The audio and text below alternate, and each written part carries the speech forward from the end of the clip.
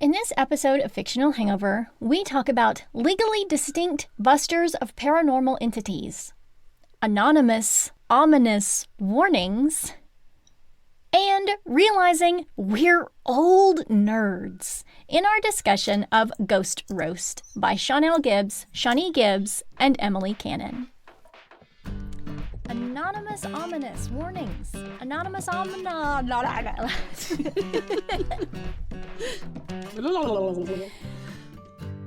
Hey everybody, welcome to Fictional Hangover, a podcast about young adult and new adult, and sometimes other books, series, authors, voice actors, and illustrators that is full of spoilers. I'm Amanda.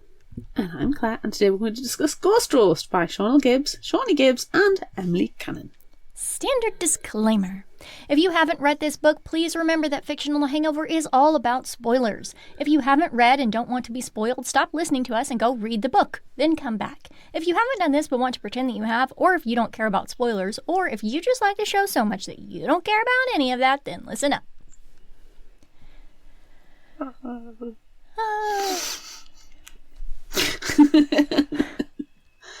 Ooh, Yay. got some spookenings. This one's for our book club theme. Yay! Spooky things! I like ghosts. ghosts. Are great. Yes. I love ghosts. Yes. Do we have any background information for these ghosts? Do we have their life stories of how they became ghosts? Well, kind of. I read an interview with YA Books Central, and they asked Shawneé and Shawnelle and Emily what gave you the inspiration to write this book. And Shawneé answered and said, Shawnelle and I have always been interested in the paranormal. And I was like, yes, of course. 100%. Yes. Our maternal grandmother's generation came to California by way of Texas and Louisiana, and they carried tales of supernatural encounters with them from decades before. So ghost stories were not uncommon around our grandmother's house growing up, and we spent a lot of time with her. Back in the day, I was working in paranormal television, Ooh. and at this point I was like, ee, and you couldn't even hear the sound that came out. And spent countless hours watching and transcribing surveillance footage shot. So I would get first-hand insight into paranormal investigations and learn the ins and outs of the job, the gear involved, and the kinds of locations that are frequently haunted. And I was like, okay, I'm reading this interview, and Claire's head is going to be exploding right now because Claire loves all of these things. She goes on to say, on top of that, I worked the night shift, so I'd be watching really spooky footage in the wee hours of the night and scaring the crap out of myself if I heard the air conditioner kick on while working. But I grew to have a fondness and appreciation for what it takes to be a ghost hunter. Along with family stories and our own brushes with the paranormal, those experiences inspired the idea for Ghost Roast. Oh. And I was like, yes, sold. Yes. All of these things. That sounds so interesting. Yeah. Love it. Love it. Yeah. I now want to know all about the stuff that she's seen on the footage. I know. Everything. I know. I wish that we had more time this month, so we could have, maybe reached out to them and forced them to come on the show. But maybe another time, because they do have other things.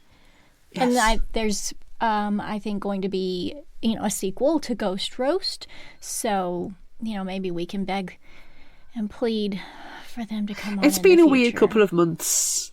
Has been. It really has been. We've had to duck dive, flip around doing things. So I really wish that everyone would join our Patreon, so we would just have so much money that neither of us would have to work anymore, and or Waffle House or Netflix or someone else would sponsor the show again, so Claire and I wouldn't have to work anymore. Yeah, that'd be grand. Yeah.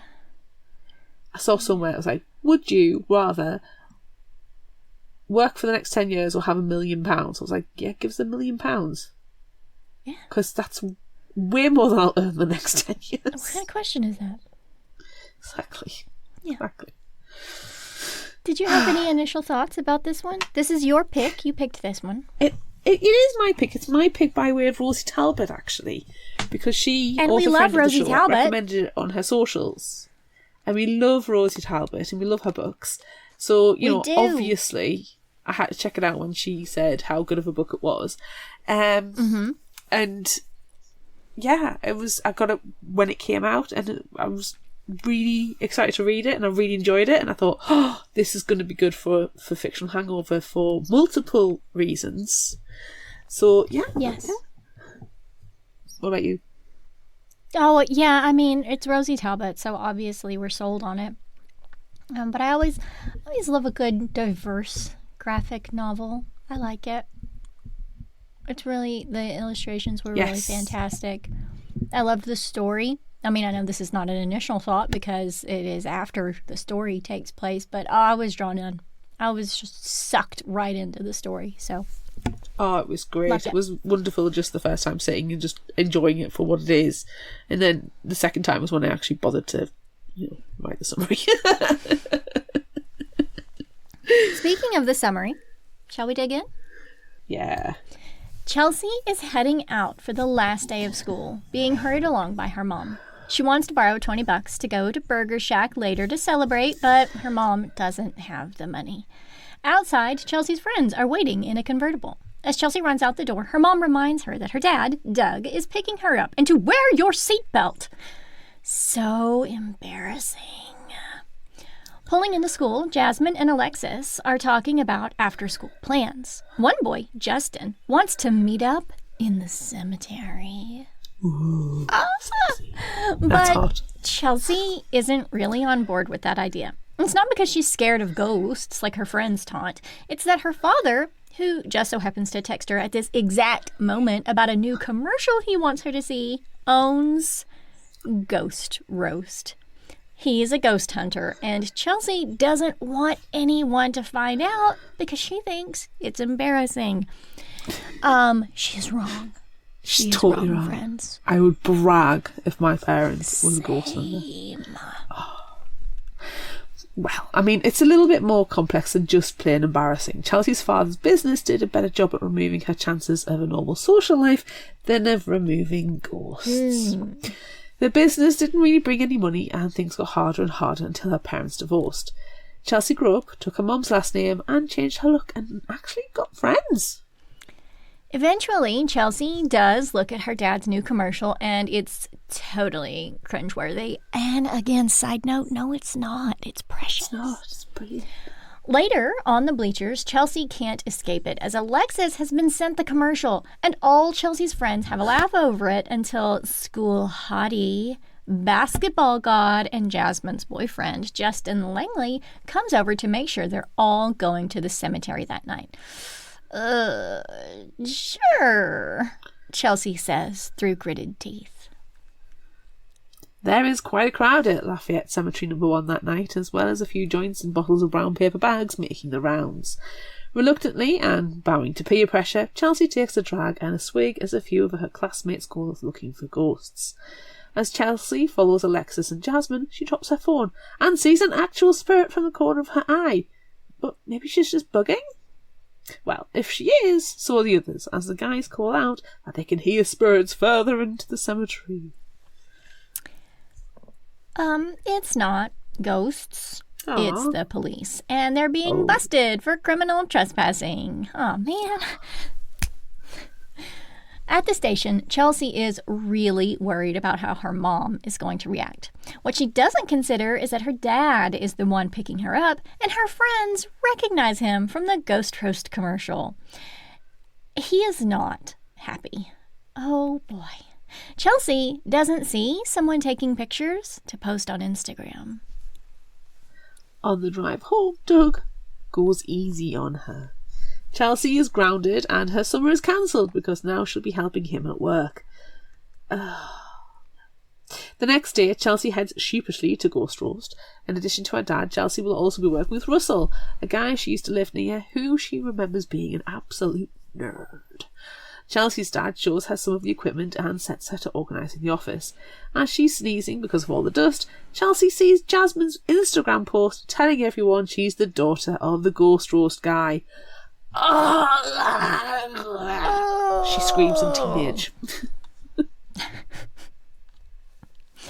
Hours later, after a lot of cleaning, Ghost Roast gets a phone call. Chelsea answers and finds the caller is reporting a ghost in their attic. They've got one! Oh my god. Oh my god. We need to reshare that video of us from 100 years ago. Russell will hold down the fort while father and daughter go hunt some ghosts. Well, Doug does. Chelsea stays in the van.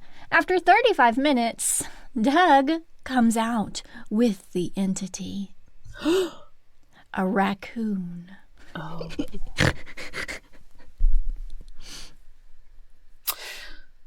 On an illicit FaceTime later with Jasmine and Alexis, Jasmine sort of apologises for posting the picture and outing Chelsea's connection to Ghost Roast. But hey, she's a junior influencer. Her followers and brands might help her dad's business.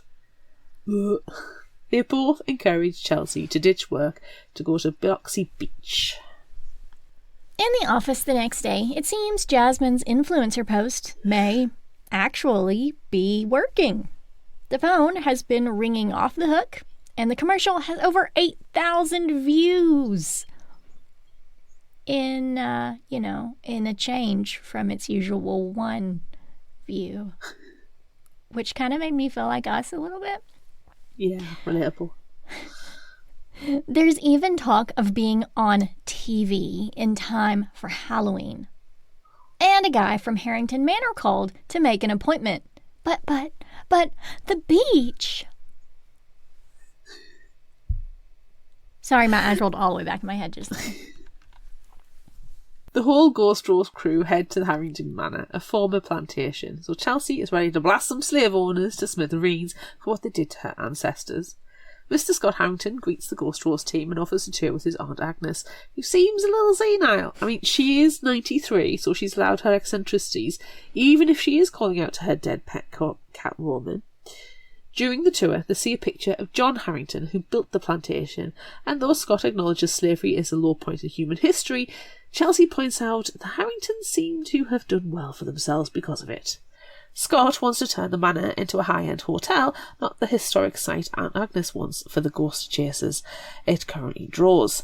Scott needs the Ghost Roast team to get rid of any potential ghosts so he can start making a profit.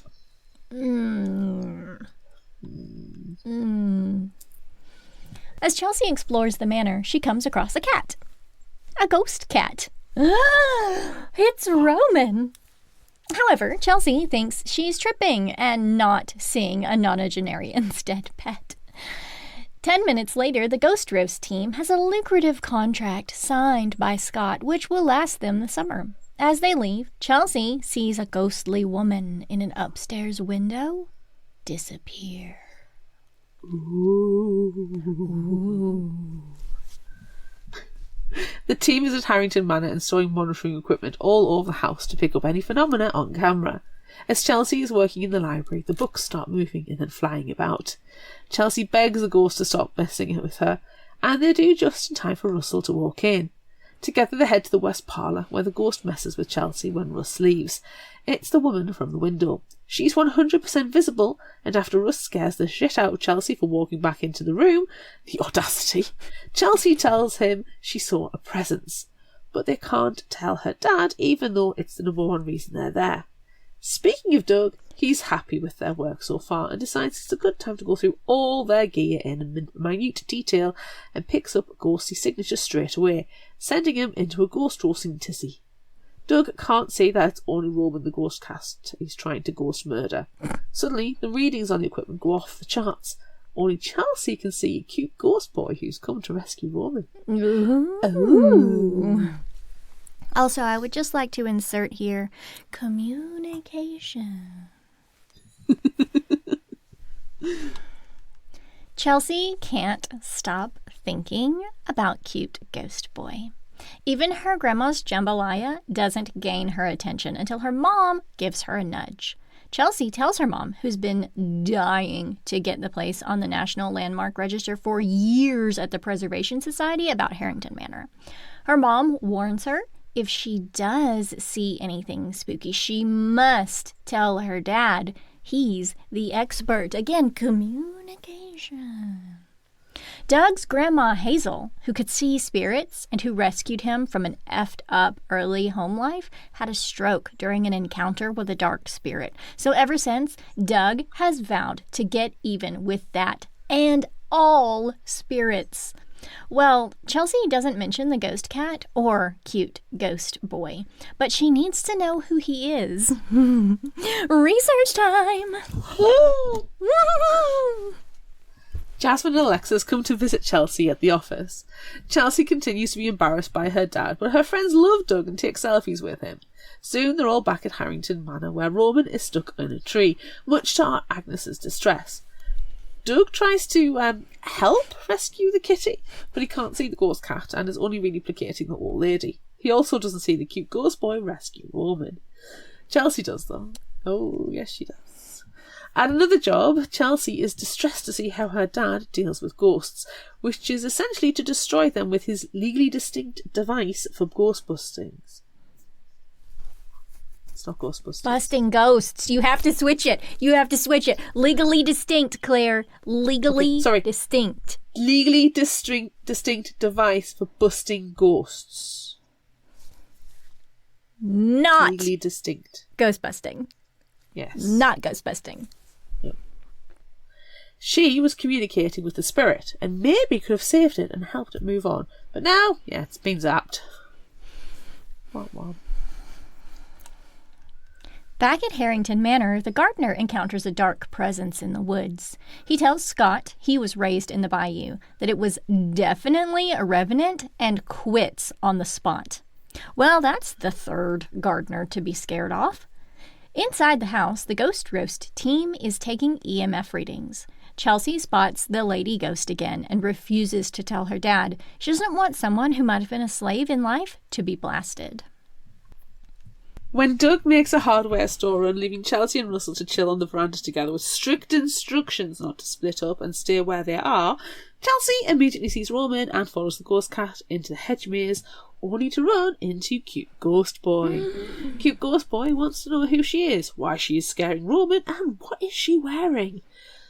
Though he grants that her presence is entertaining. He also introduces himself as Oliver Harrington and wants her to leave the property because all value was pillaged a long time ago. But then he disappears, leaving Chelsea lost in the hedge maze. Thank goodness Roman eventually comes by and leads her out. Unfortunately, she's led straight to her worried father. She thought she was only gone for a little bit, but she wandered away against his clear instructions and was lost for an hour. Ew.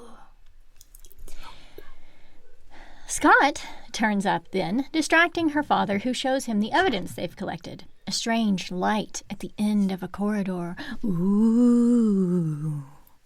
Strangely, it looks like Chelsea is looking directly at it. Weird.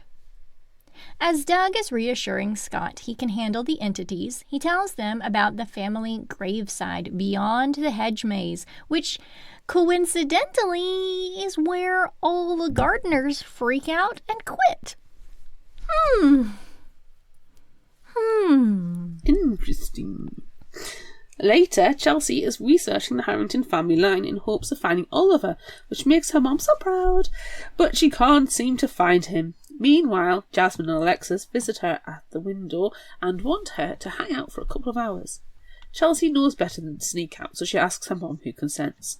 They head to a party, but despite all the people, Chelsea can't stop thinking about Oliver and how she is one of the only people who can see ghosts. The next day at Harrington Manor, Aunt Agnes is having tea and annoying her nurse by mentioning someone called Marie, who the nurse says doesn't exist. As Chelsea is examining old Harrington family pictures for Oliver, Aunt Agnes calls Chelsea over to chat. Aunt Agnes has seen the ghosts of Harrington Manor since she was a little girl, making her parents think that she was, plain crazy. She's never heard them, though, so she's very surprised that Chelsea has. Aunt Agnes ends the conversation with an ominous warning that there is something dark on the grounds. Ooh. Ooh, I do like an ominous warning. Anonymous ominous warning. Yes. That is I can't say that 10 times fast. After Aunt Agnes leaves with her nurse, the female ghost who Chelsea has seen a few times comes in to tidy up. When Chelsea asks if she will answer some questions, the ghost disappears. During her lunch break and telling her father beforehand, Chelsea investigates the grounds, recording it on her phone. She comes across a stable and is startled by a ghost horse, but it's really friendly and starts to nuzzle her. Oliver is also there. He was going to take Apollo the horse to graze by the pond and invites Chelsea along. They talk as they walk, and Chelsea asks if Oliver's family were slave owners, and he admits that they were. Oliver always knew, even as a child, it was wrong. By the time he was old enough to do anything, slavery had been abolished, but he hired and paid former slaves a living wage, which was an unpopular course of action in Louisiana, thanks to Marie, a former slave and second mother to Oliver, who taught him a lot and opened his eyes. Chelsea learns that Oliver's birth mother, Olivia, died during a yellow fever outbreak, and that Olivia Harrington was the daughter of John Harrington, who built Harrington Manor.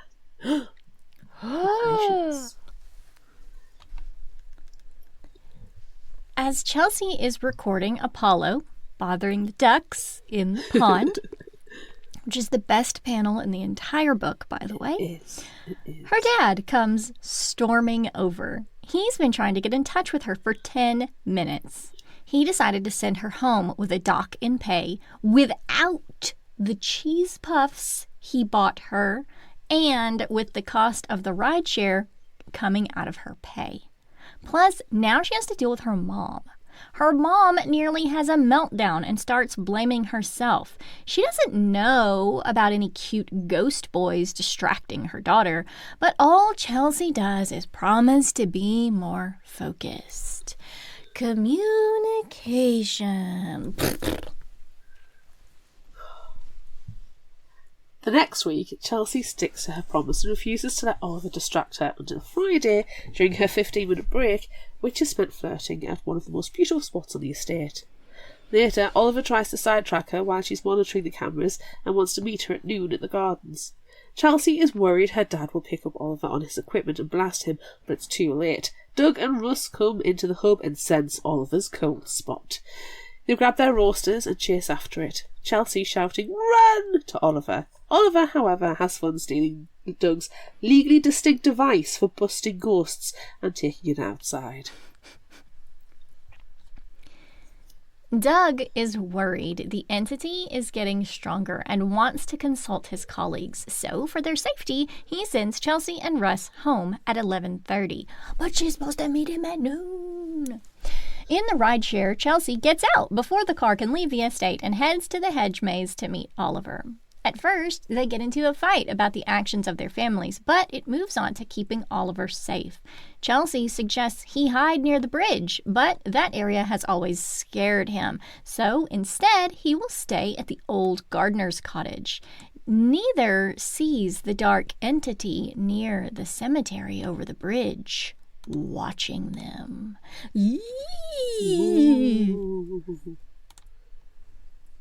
Jasmine and Alexis swing by Harrington Manor and pick Chelsea up. They invite her to the beach, but at Chelsea's insistence they drop her off at the Preservation Society, where she uses microfilm to research. Love it!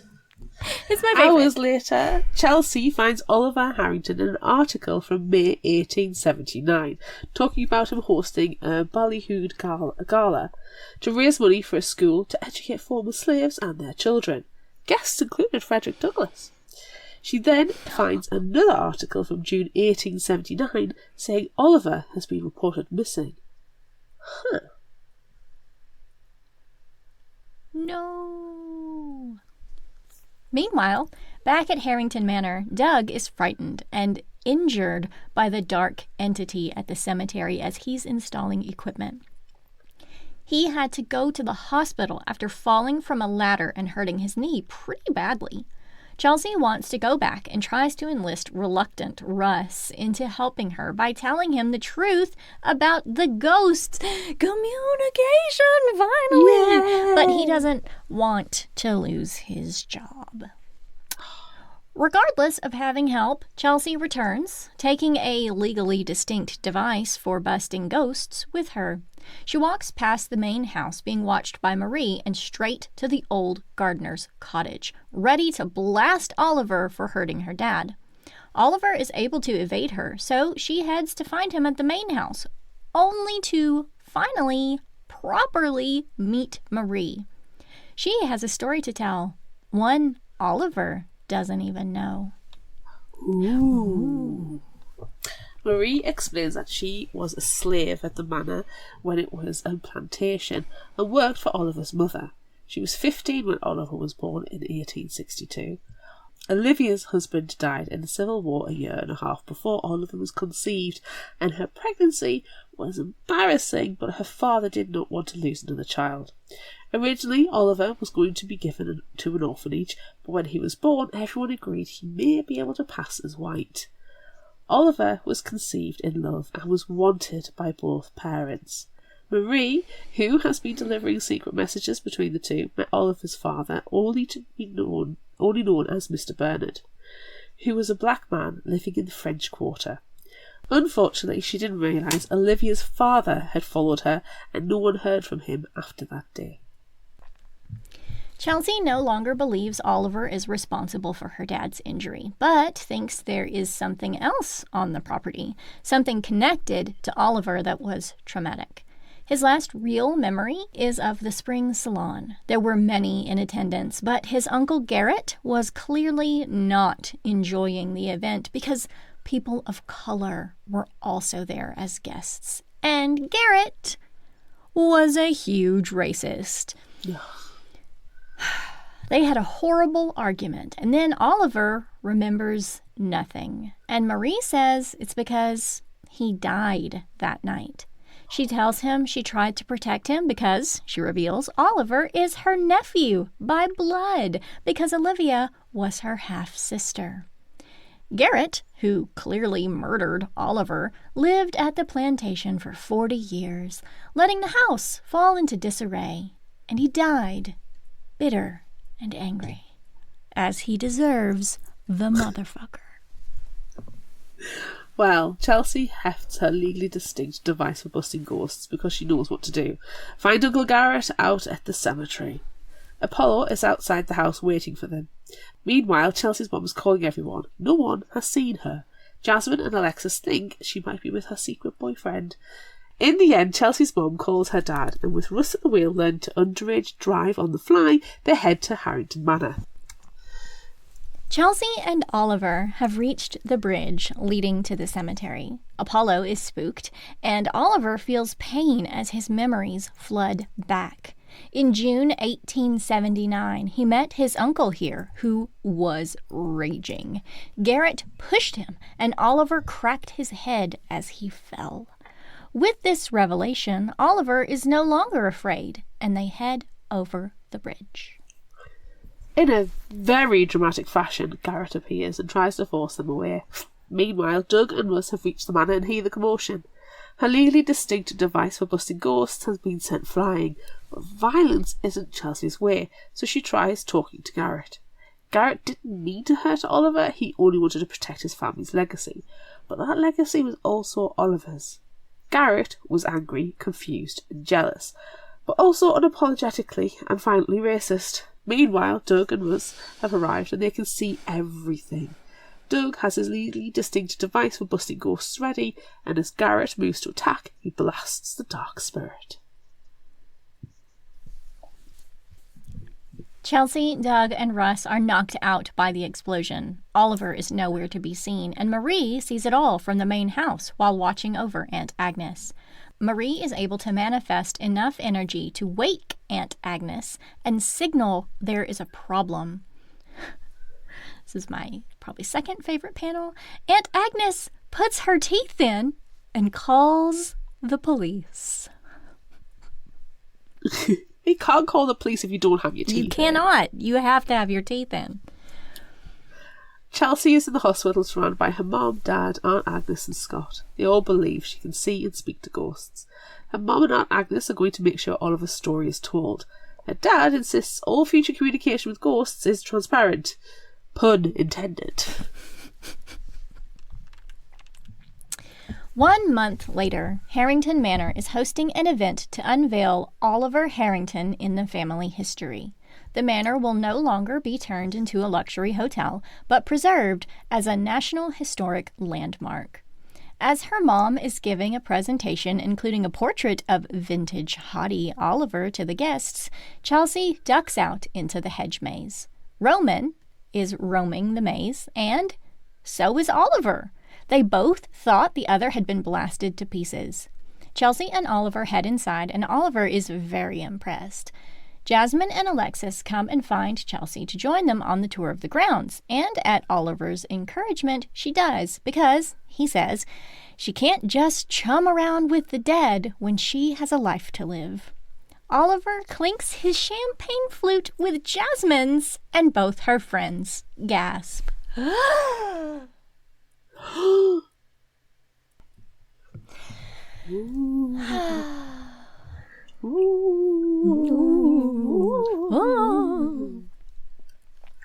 Everyone, please enjoy this promo, and we'll be right back. Please remember that Fictional Hangover is a free podcast and always will be. If you'd like to support the show, become a patron of ours on Patreon at patreon.com/fictionalhangover, then come back. Your support will help us bring you more spoiler-filled discussions and ridiculous content you know and love. Now, back to the episode. I like this story. Me too. I loved so many things about it. Go on, start us off. I loved the hedge maze. I loved being in the hedge maze. I loved that Chelsea got lost in the middle of it because Oliver disappeared, and then the kitty cat shows up, and Roman's like, hey, meow, meow, meow, meow, I'll get you out of here. And then there's one panel where she's like pushing through the bushes, and like you wouldn't even think anything of it, but it's hilarious. Like the cat just went its own way through the maze, and she had to follow behind it. So like I wish that she had like leaves and stuff in her hair. She didn't, but I really liked that scene. It actually felt like a proper hedge maze. Like it did feel like just these really silly hedge mazes that are just really easy. Yes. Yeah. Can I also just say, and this is not at all related, but I feel like it was the perfect time for me to read this book because, as you know, I have been watching Interview with the Vampire, which is set, a lot of it, in New Orleans and set in Louisiana. And, like, I kind of wish that I could suggest watching that as my if you liked this, try this, because I don't know. I was just sucked in. And I'm fangirling Interview with the Vampire right now, so I don't know. We had a good long conversation before we started recording, and I'm not sorry about it. No, you shouldn't be. And I think it's an excellent recommendation. Thank you. I thought you were going to say, and such reminds me of this character. No. It's set in Louisiana. It's set in Louisiana, and in this version of the story, Louis is black, and he's going through a bunch of shit because of it, and it makes me really upset, and the same things are happening in this book, and it makes me really upset, and I hate people who are racist. There you go. Thank you. Otherwise it was just hashtag tenuous link. Now we have a proper link. It's hard living in the American South. Anybody who's white's probably got a problematic historical background somewhere. The Brits aren't exactly kind people. Just don't be a garbage person, everyone. Yeah. But that's kind of what I liked about the book. It didn't sugarcoat the slave history and how there's still anger over it. It wasn't sugarcoated at all. It wasn't brushed to one side. It was fully acknowledged. And, Chelsea and her dad, they've got every right to be pissed off with the way that their ancestors were treated. Yeah. I love that she busts in on day one and is like, all right, let's take down some slave owners. Really appreciated it. And she's like, don't hurt any of the slaves. Don't bust those ghosts because they don't deserve that. Like, yeah, no, they don't. Most of the ghosts don't deserve busting. Some of them do. Garrett. Fucker. Oh, he's a dick. Ugh. Yeah. Ugh. So you've got to selectively bust your ghosts. Yes. In a legally distinct manner. Yes, in a legally distinct, anonymous, ominous way. Yes. I don't know. I just wanted to say it again. I know you do. You can't say it more than once. I cannot. And I have to say it very slowly as well. I really want to see the Ghost Roast commercial properly. Like, I actually want to see a YouTube video of it. I enjoyed it on the panels. I love Doug's enthusiasm. I would volunteer to go on ghost hunts with him. Yes, but I want to see this commercial in real life. Me too. I hate that Chelsea was so embarrassed by her family because her parents are awesome. Her mom but that's being a teenager though. Yeah, but she seemed in for the most part to really communicate with her parents, minus, the telling them that she can speak to ghosts and see them and stuff. But she seems to be a very good kid. She didn't sneak out with her friends. She told her mom where she was going after, the first time she got arrested. But she seems to be a very good kid, and I can't imagine her being that dismissive and disrespectful of her parents, because her mom, runs the National Preservation Society. Her mom is very cool, and her dad busts ghosts. Also very cool. I'm jealous. Because they're cool? We think they're cool because we're absolutely because nerds. we're old. Because we're old nerds. We're old nerds. But also, I mean, it is cool. It is cool. But she is suffering from teenage embarrassment. So if we were in Chelsea's position, where our mum was a historical researcher and our dad was a ghostbuster, I can imagine there may be a moderate amount of teenage embarrassment. I don't think from me as a teenager, because I was a teenage nerd as well. But yeah, I think she's trying to have that separation. I can see where she's coming from. But she's wrong. She's wrong. She's wrong. Yeah. 100% she's wrong. Yeah. Also, you called her dad a ghostbuster. We need to be legally distinct. Sorry, legally distinct buster of paranormal persons.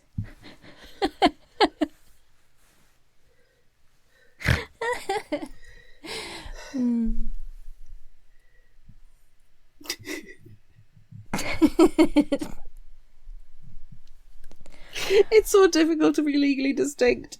It is. It's very difficult. Do you know something that I didn't like? Racism. Right, racism. 1,000% racism. But I know now is generally the time in our discussion where we would discuss our favorite characters. And I have many favorite characters, but I really did not like Chelsea's friends. They felt extremely fake to me, and it was like Mean Girls, and I was just waiting for something horrible to happen. I was waiting for them to make fun of her or make fun of her parents or something. I didn't like them. I didn't like them at all. I found them difficult to understand.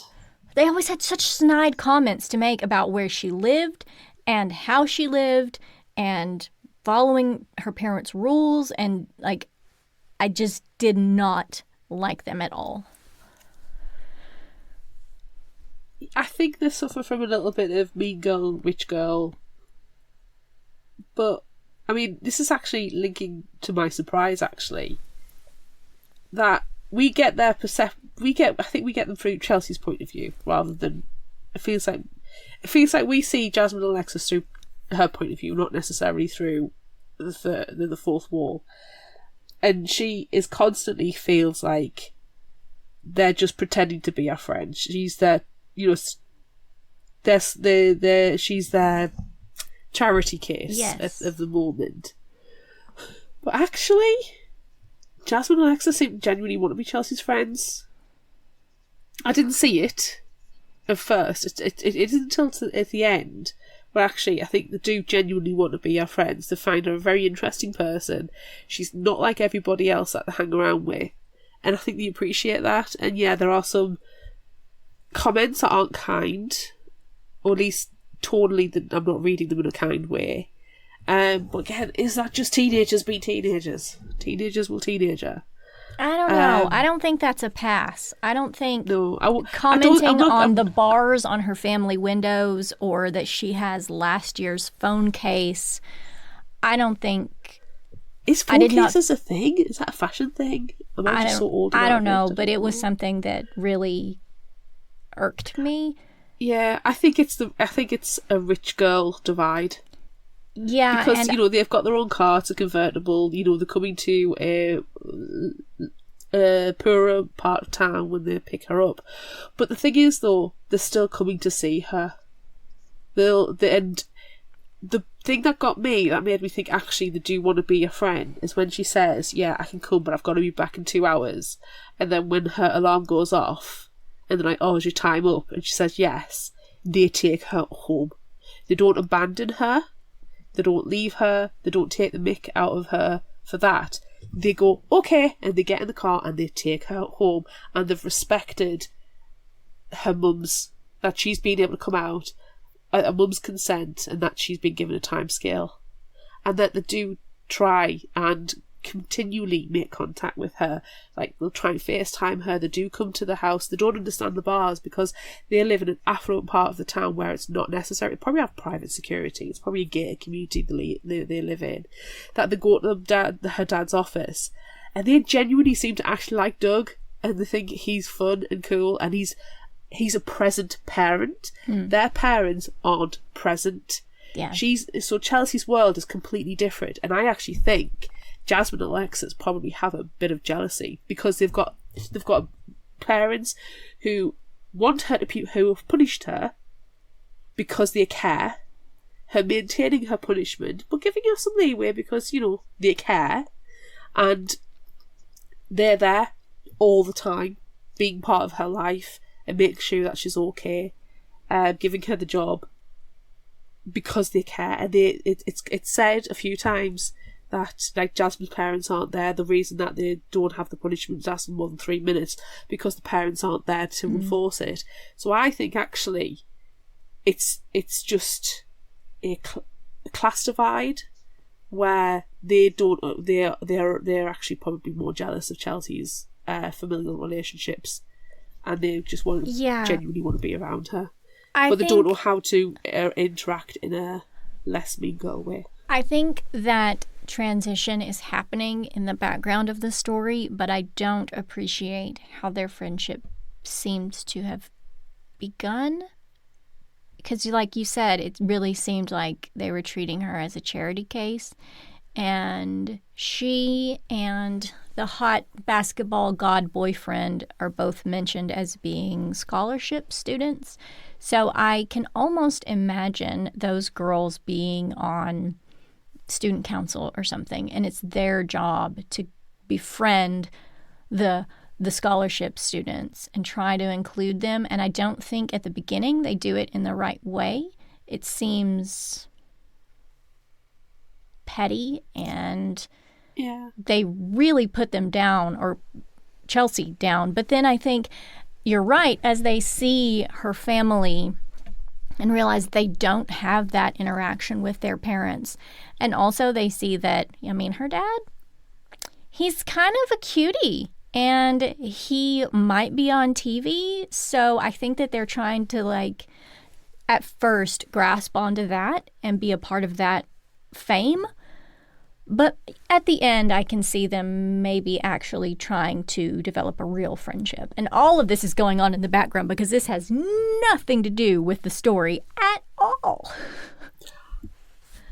Oh, completely. It's total inference off the page. But if you think about, like, their own parents, they're probably, you know, always in power suits, always working late hours, and when they are present, they're always on a mobile phone. You know, they're always taking meetings, and they've got no time. And then you've got Doug, who just seems...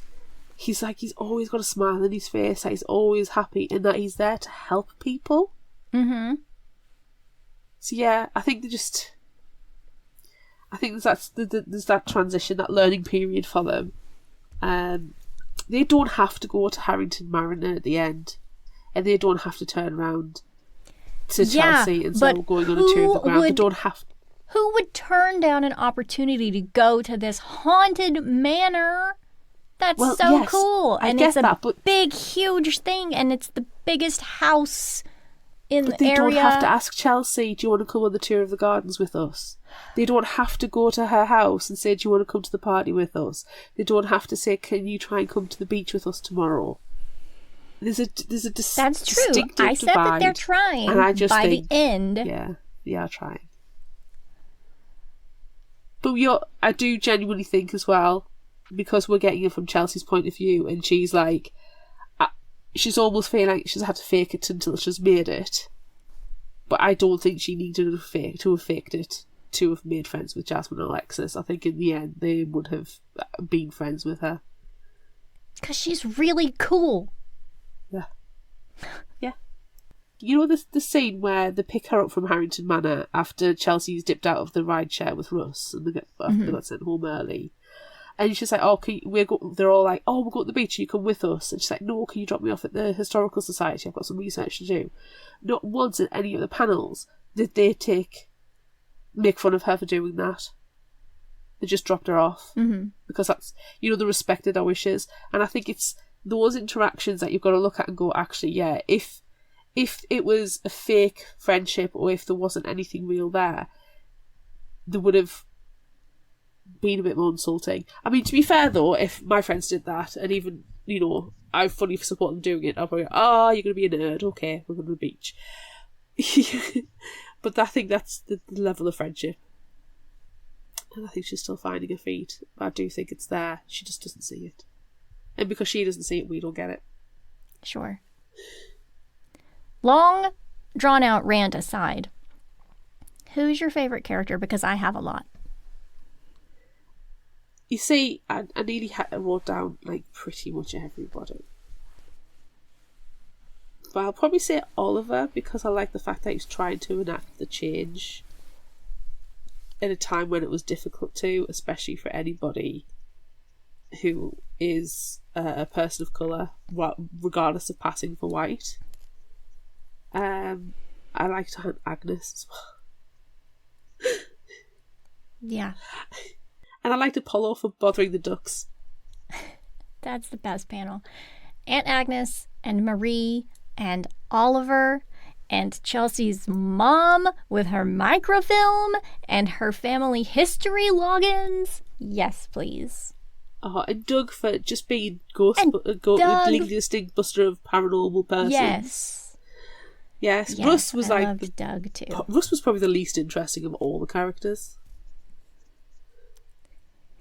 Yeah, but I kind of wonder, and I guess I don't know if this is a surprise or not, because I don't know.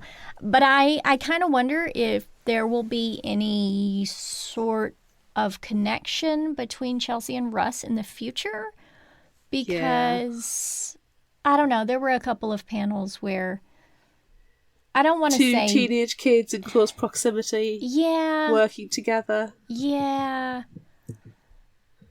But I kind of thought I got a little bit of a hint of something in a couple of the panels. But I think... I get that. Yeah. I did kind of have a surprise, though. I really thought that Chelsea would have told her parents that she could see ghosts before she did? Because they know that Grandma can see ghosts, so it wouldn't be weird that she can. That's the whole reason why her dad is a legally distinct buster of paranormal entities, is because of his grandma. So why not say, I can see them too? Because her dad was too hot on the trigger. He's too trigger happy. And I think that scared her. I think when she saw that ghost being zapped that time, before, I think she just rejected it. Because she's like, I don't want anything to do with ghosts. I don't want to be around ghosts, know about ghosts, anything to do with ghosts. Because ghosts caused my parents' divorce. And then when she saw her dad actually zap that ghost who she could have helped, I think it scared her, because if she turned around and said, yeah, I can see the ghosts, it would have been, right, let's get to Harrington Manor, and then right, this is Oliver. And I don't know if she was too worried that her dad would have zapped first before asking any questions, because he specifically says that he's out to find the dark spirit that killed his grandmother and all other spirits. He's just painted every single paranormal person with the same ectoplasmic brush. Now, I don't want to say it, but, maybe he was being a little bit paranormally racist. Yes. I mean, look how he was going after freaking Roman for, bonkers, and then Oliver's messing around with him, and each time he's not wanting to talk. He doesn't want to investigate, and that's the biggest thing actually for me about Doug. He doesn't investigate. He goes to the point where he thinks there's a ghost there, and then goes straight for the kill.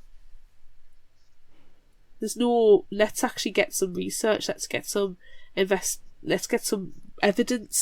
It's, there's a cold spot, must be a ghost, zap. The equipment's going crazy, it's a ghost, zap. There's no testing, there's no science there. He's not repeating the experiment and finding the same results. He's not seeing if there's paranormal activity in one particular isolated parts of the estate or the house. His equipment's going crazy, and it could be a Wi-Fi signal setting things off. It could be the air conditioning's clanking. It could be pipes. It's just, this is paranormal, boom, zap. So yeah, I think, it's probably my least favourite thing is actually her dad is being very unscientific about the busting of paranormal persons. Yes. Do you know what this book was missing, Claire? Communication. But if we had communication in 97% of the books we read, then the books that we read wouldn't exist. So we have to deal with it. Oh. Fine, but I'm not going to be happy about it, and I'm not going to be quiet about it. Fine. Should we move on to Would You Rather? Yes. Pew, pew, pew, pew. Legally distinct busting of paranormal entities sound. Don't cross the streams! Would you rather do historical research on the internet or on microfilm? This got loads of comments, and I did not expect it, and I love them all. So, hand on heart, thank you very much, everybody who commented and voted on this week's Would You Rather. It was so interesting to read through, and I want to talk to everybody about researching on the internet / microfilm. And let's nerd out together. Anywho, statistics, because we perform science here at Fictional Hangover. on Facebook, 53% are using the internet. On Instagram, 80% are using microfilm. And on TikTok and Threads, it's 100% on the internet to do their historical research. Crystal on Facebook said, opening sentence makes my heart happy. When I started my library career, I was an employee on a reference floor. We had a bunch of microfilm and microfiche, and I loved showing people how to use these classic machines. It was always fun to help them find something they had been looking for, like the obituary or story of a long-lost relative. It was also fun to explore really old newspapers, like a treasure hunt. You'd see a lot of interesting stories and ads along the way. Newspapers weren't the only thing on microfilm and microfiche, and I was surprised by the collection our library had. Part of my duties, in addition to showing patrons how to use the machines, was to fulfil paid requests, where I would do the research for them. We also had the centre across the way that had a bunch of state historical documents, and I loved going over there to explore what they had. Paid requests gave me a good excuse. I guess I developed a fondness for this old type of media. As a grad student, I find myself doing a lot of research through the internet. It's worlds more efficient and convenient, but something about it feels more soulless. I find things so quickly online, but something about exploring a whole reel to find the needle in the haystack makes me feel like Nancy Drew. Smiley face. Oh, isn't that just an amazing comment? Yes, it is. Katrina on Facebook says, as someone who has done a lot of historical research, I would pick the internet. There's a lot more information available, and it's quicker to find what you need. Colin on Facebook said, now let me preface this by saying that I've never used microfilm for anything but sexy spy work, which is not research, no matter what I tell my handler. That all being said, I like to think that microfilm is more fun research too. I'm good at researching stuff online because it's easy and no effort. Anyone could do it. But microfilm? Now that's interesting and exciting and kind of cool. Nothing would beat the thrill of finding a record of Spirit's death on this exact date 100 years ago, and on a night just like tonight on microfilm. Cindy on Facebook says, microfilm, it sounds way cooler. Claire on Facebook, I don't even know what microfilm is. Give me the internet any day. Emily on Facebook pushes her metaphorical glasses in and says, as an archivist, I would do historical research on the internet because it's quick and easy to access, and many institutions like libraries don't have microfilm. While microfilm will give me more credible information, much of that is also being uploaded to the internet. In fact, right now, I am in the process of uploading digitized issues of a 150-year-old newspaper online. Will this eliminate me, the middleman? No. People need to know how to research those resources on the internet, and I will be there to help them out. Another amazing one. Candice on Facebook said, internet just because of the convenience, but my soul would be good with microfilm.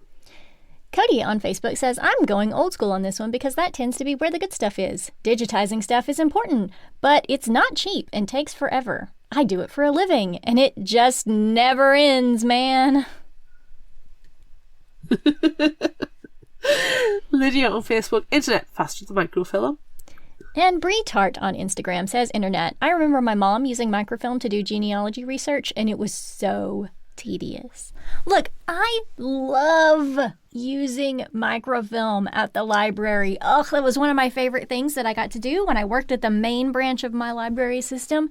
I had these patrons who would handwrite me letters asking me to do research for them because they didn't have internet access at home. So they would handwrite me letters asking me to find these obituaries, which, yeah, I could find them online really, really quickly. But then, using the research tools that I had available to me online, I could find out which newspaper, what day, what page the obituary was listed on. Then I could go to our microfilm collection, find the actual newspaper, and print out the entire thing for them. And it was so cool. I really loved doing that kind of research, and I miss it. Also because, like Crystal said, I liked looking for old ads in the newspapers because they're hilarious. And I also one time found the most horrifying story as part of a research reference interaction with a patron. They had this story that happened to someone in their family a long, long time ago, and they had heard that it was a thing, but they could never find any information about it. And it was that some relative of theirs was murdered on the railroad tracks after a robbery gone wrong. I found that story in the newspaper and I printed it out, and now I still have it. I remember you telling me about that. It was a good story. It was a good story. You telling me, you said, Claire, you sent me a message saying, Claire, I just had the best day at work. And you told me about it, and I was like, oh my gosh. So cool. So obviously, I'm going to do both. Screw the would you rather things that we always say. There's no option C. I'm using both. Because I'm a librarian and I can. Nice. I wish I had the reason for microfilm or microfiche in my job, but I am literally a research assistant. It is my job title. My job is information gathering, and I literally, my job title is literally research assistant information specialist. My whole job is to find things on the internet. So I kind of feel like I have to choose the internet for that reason.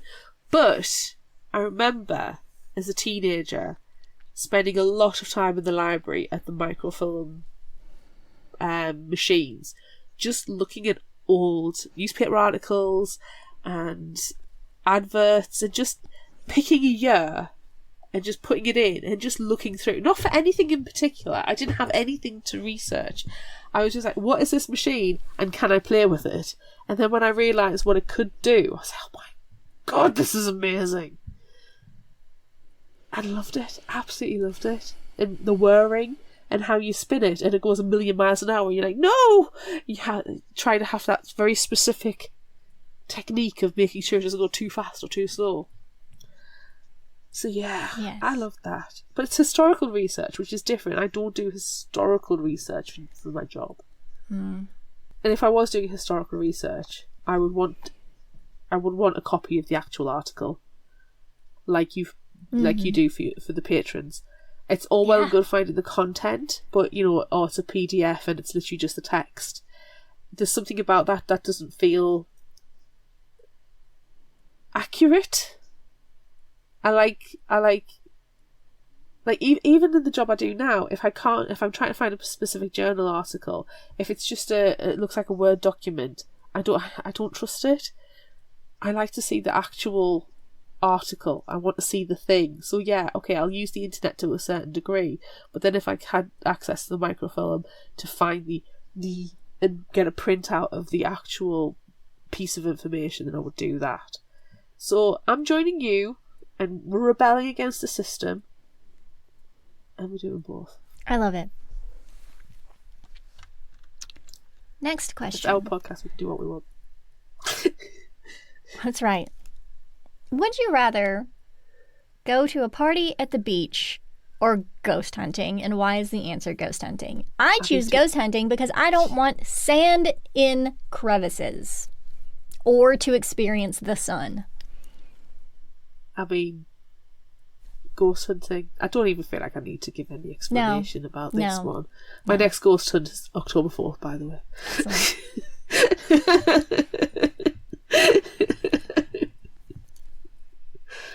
Beach. It's outside. With living people.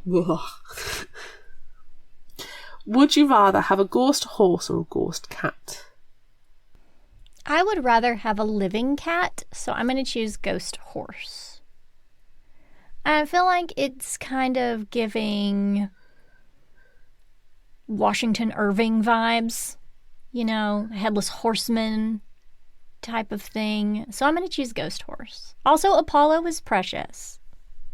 Yes, I really liked Apollo, and I like Apollo bothering the ducks. Yes. I think having a ghost horse is probably the only way I would ever own a horse. Right. And you've got to imagine you don't have to muck it out. Yes.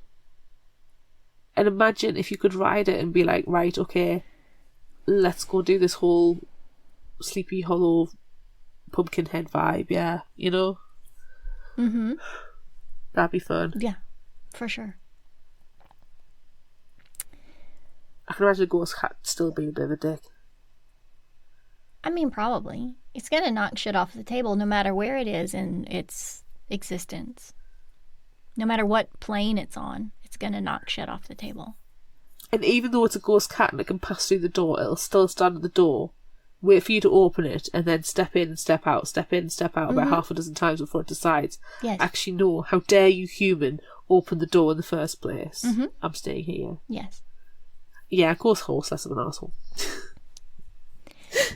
Would you rather your embarrassing parent in their embarrassing car pick you up from school or jail? School, because I don't really want to be getting, a police record. I'm going to go jail because it seems more badass. What did you get busted for? You've murdered? No. Trespassing a cemetery. And then, you smoke your cigarette. Trespassing. What's one of those candy ones, so you just take a bite? Because smoking is bad, kids. Don't smoke. Please don't smoke. That, even for aesthetic purposes, it's not cool. None of it. You put a lollipop. Oh, do you call them suckers in America? Sure, you can. They're both. Oh, and then you make the really loud pop sound when you pull it out. Yeah. Yeah. Trespassing. The cemetery. So lollipops make you badass. They do. Lollipops do make one a badass.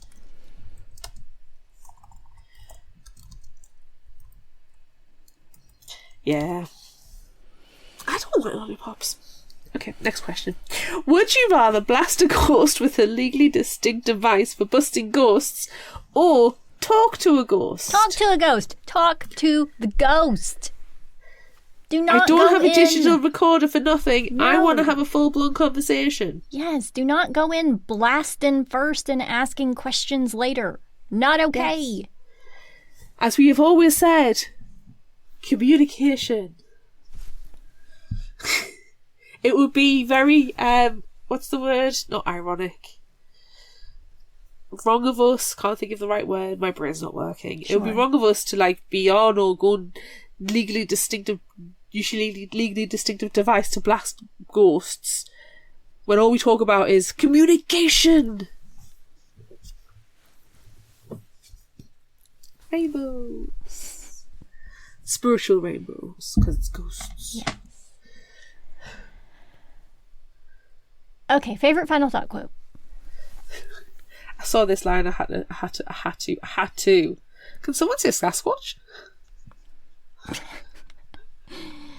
Why is everyone acting like I have something against gainful employment? Jeez. Kind of weird, And I'm cool with it. And then I have in the script put down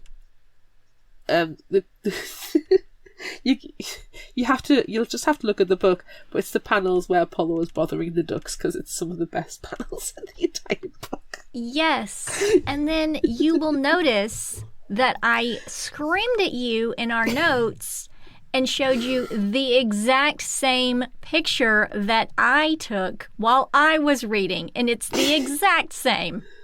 I mean, yours is cropped a little bit more than mine, but it's the same picture. And it's those ducks with their huge, huge googly eyes. And then there's also the one over on the side, outside of the panel, and it only has a tiny little dot for an eye because it's terrified. Oh, poor thing. Oh. What's yours, apart from the duck panels? Apart from the duck panels. So I only choose half of this one. In life, you get to choose what you believe in.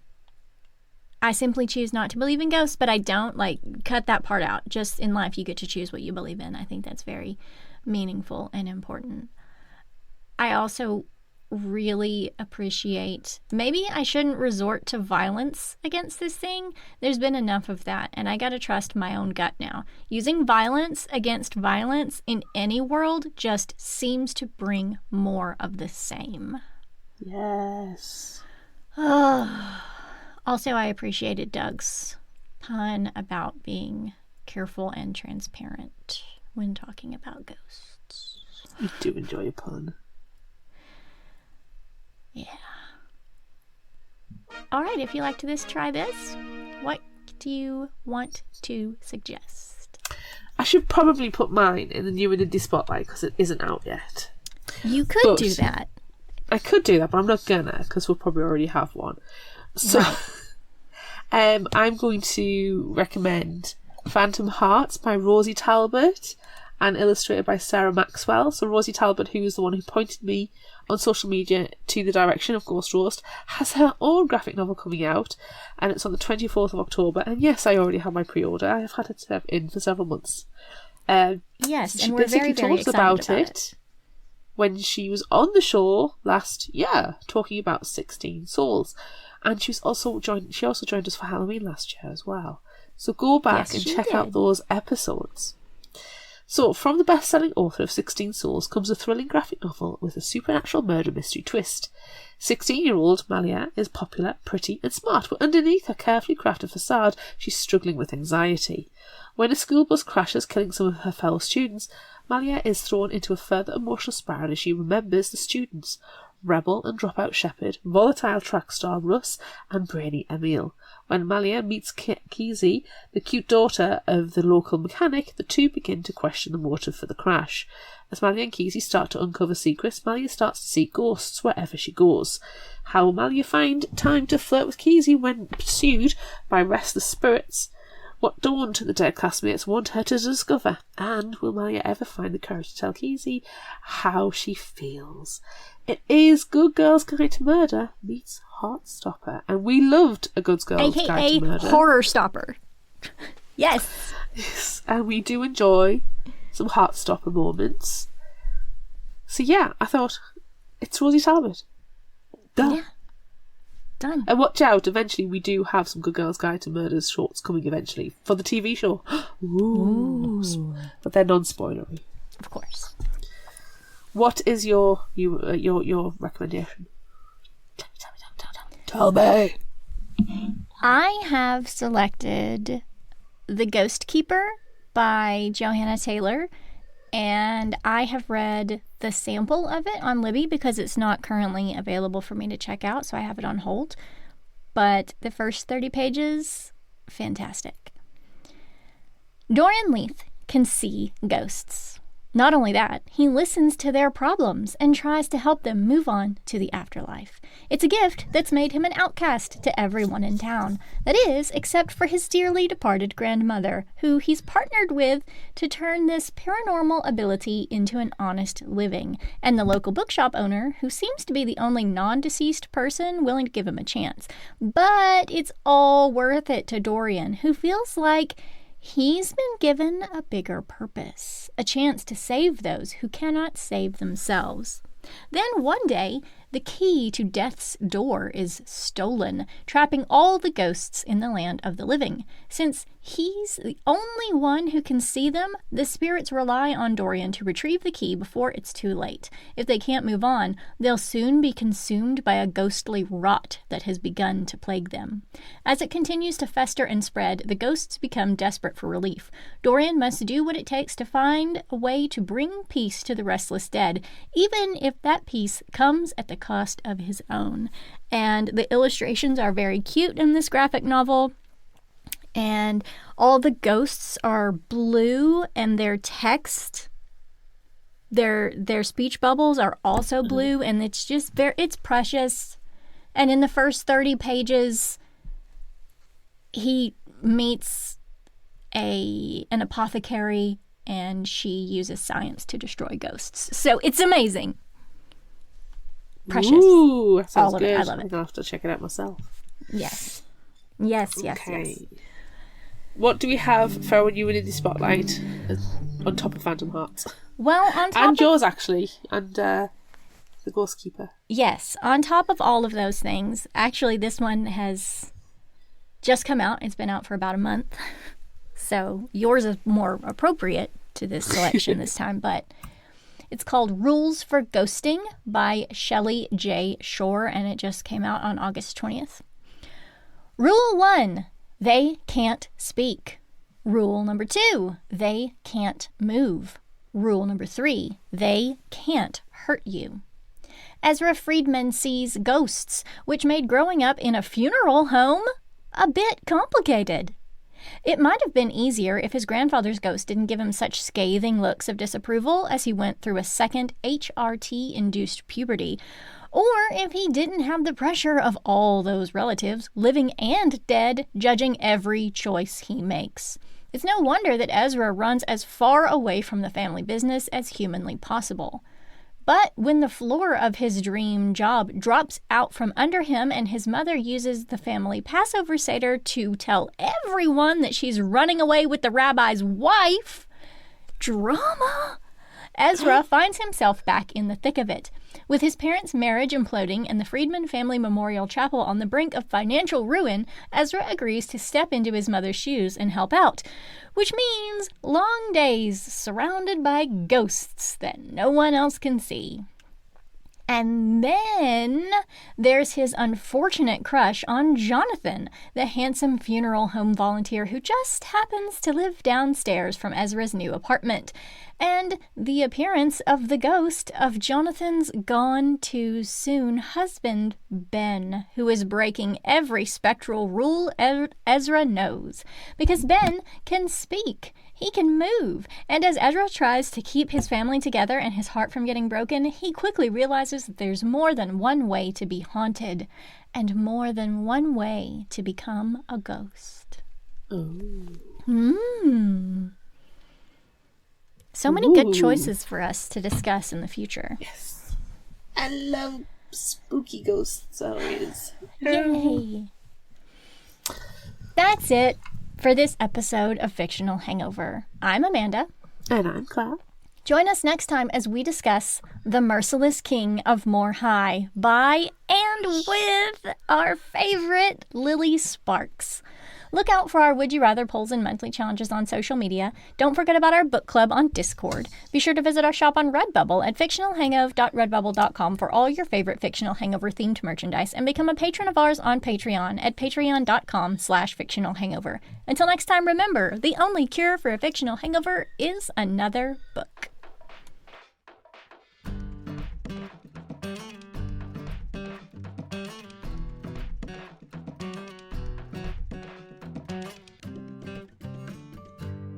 You can find us at fictionalhangover.com. Follow us on Instagram, Threads, TikTok and YouTube at Fictional Hangover. And find us on Facebook at facebook.com/fictionalhangover.